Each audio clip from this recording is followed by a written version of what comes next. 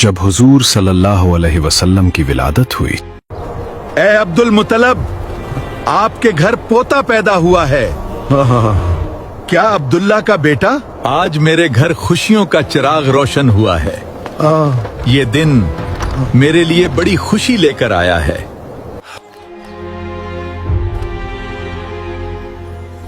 ऐ मेरे बेटे, तू मेरे अब्दुल्लाह की जिंदा निशानी है। जब नबी पाक सल्लल्लाहु अलैहि वसल्लम की विलादत हुई, वो रात आम नहीं थी। जमीन बदल रही थी। एक ऐसा नूर जाहिर हुआ जिसने तारीख बदल दी। और मक्का में बुत खुद गिरने लगे। ये क्या हो रहा है? हमारे बुत खुद कैसे गिर रहे हैं? ये कोई आम बात नहीं। क्या ये किसी बड़ी तब्दीली की निशानी है? बेमौसम फल जाहिर होने लगे। दरख्तों ने ऐसे फल दिए जो पहले कभी ना देखे गए। ये कैसे मुमकिन है? अभी तो दरख्त खाली थे। ये जरूर कोई निशानी है। फिर दादा अब्दुल मुत्तलिब उस मुबारक बच्चे को अपने हाथों में लेकर हरम काबा की तरफ रवाना हुए। हर कदम के साथ दिल में अजीब सी खुशी और अजमत का एहसास था। लोगों, मैं इस बच्चे का नाम मोहम्मद रखता हूँ। इसका नाम आसमानों में भी सराहा जाए और जमीन पर भी। और जैसे ही ये अजीम खबर मक्का की गलियों में एक अजीब बेचैनी तौड़ गई, एक लौंडी तेजी से सांस फूलती हुई अबू लहब के घर की तरफ भागी। इसके दिल में खुशी भी थी, हैरत भी, क्योंकि आज एक ऐसा बच्चा पैदा हुआ था जिसकी रोशनी पूरी दुनिया बदलने वाली थी। ऐ मेरे आका, सुने सुने, एक बड़ी खबर है। क्या हुआ? क्यों इस कदर घबरा रही हो? आपके भाई अब्दुल्ला के घर एक बेटा पैदा हुआ है। क्या कहा? बेटा? जी हाँ, एक नूर वाला बच्चा। ये सुनकर अबू लहब के चेहरे पर खुशी छा गई और इस खुशी में उसने अपनी लौंडी को आजाद कर दिया। लेकिन वक्त गुजरने के साथ वही अबू लहब उस नूर के सबसे बड़े दुश्मनों में शामिल हो गया। हजरत आमिना के बाद सबसे पहले जिस हस्ती ने आपको अपनी आगोश में लिया और दूध पिलाया, वो अबू लहब की लौंडी सुवैबा थी। उस वक्त उनकी गोद में एक और बच्चा भी था जिसका नाम मसरूह था। सुवैबा ने निहायत मोहब्बत और शफकत के साथ उस मुबारक बच्चे की परवरिश की और यूं ये निस्बत हमेशा के लिए तारीख का हिस्सा बन गई। यही नहीं, उन्होंने उससे पहले हजरत हमजा रजी अल्लाह अन्हु को भी दूध पिलाया था और बाद में हजरत अबू सलमा रजी अल्लाह अन्हु को भी अपनी आगोश में लिया। यूं एक ही दामन शफकत से जुड़े ये रिश्ते मोहब्बत, कुर्बत और तकदीर की एक खूबसूरत दास्तान बन गए। अरब का यह कदीम दस्तूर था कि वो अपने बच्चों को शहर की फिजा से दूर रखने के लिए बदवी औरतों के सुपुर्द कर दिया करते थे। वो बचपन ही से खालिस अरबी जबान सीख सकें। इसी रिवायत के मुताबिक अब्दुल मुत्तलिब ने भी अपने इस मुबारक पोते के लिए एक दूध पिलाने वाली दाया तलाश की और फिर ये सादत हजरत हलीमा सादिया रजी अल्लाह अन्हा को नसीब हुई, जो कबीला बनी साद बिन बकर की एक नेक और सादा खातून थी। इनके शौहर हारिस बिन अब्दुल उज़ा थे और वो भी उसी कबीले से ताल्लुक रखते थे। यूं इस मुबारक बच्चे का सफर शहर से निकलकर बनी साद के साफ, सादा और बाबरकत माहौल की तरफ शुरू हुआ, जहां उसकी परवरिश कुदरत के खास इंतजाम के तहत होने वाली थी। हजरत हलीमा सादिया रजी अल्लाह अन्हा बयान करती हैं कि वो अपने शौहर के साथ और एक छोटे से दूध पीते बच्चे को लेकर बनी साद की औरतों के एक काफले में शामिल हुई और शहर से बाहर दूध पीने वाले बच्चों की तलाश में निकली। ये कहत साली के दिन थे।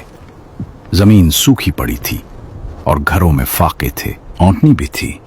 एक कतरा दूध तक ना था। इधर उनका अपना बच्चा भूख से बलकता रहता। रातें बेखाबी में गुजरती। न मां के सीने में कुछ था और ना ही ऊंटनी से कोई आस। हर तरफ महरूमी थी, मगर दिल में एक उम्मीद थी कि शायद कहीं से रहमत बरस जाए। जब वो अपनी गधी पर सवार होकर चलें तो उसकी कमजोरी और दबलेपन की वजह से उसकी रफ्तार इतनी सुस्त थी कि पूरा काफिला परेशान हो गया, मगर वो हिम्मत ना हारे और इसी हालत में आखिरकार मक्का पहुंच गई, जहां उनकी जिंदगी का रुख हमेशा के लिए बदलने वाला था।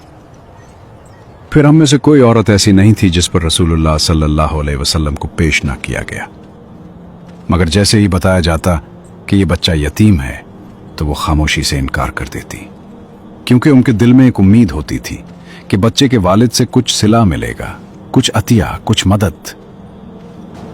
मगर वो नहीं जानती थी कि जिसे वो दुनियावी फायदे की वजह से छोड़ रही हैं, वही बच्चा दुनिया और आखिरत की सबसे बड़ी रहमत बनने वाला है। इधर जितनी औरतें मेरे हमरा आई थीं, सबको कोई ना कोई बच्चा मिल गया, सिर्फ मुझी को न मिल सका।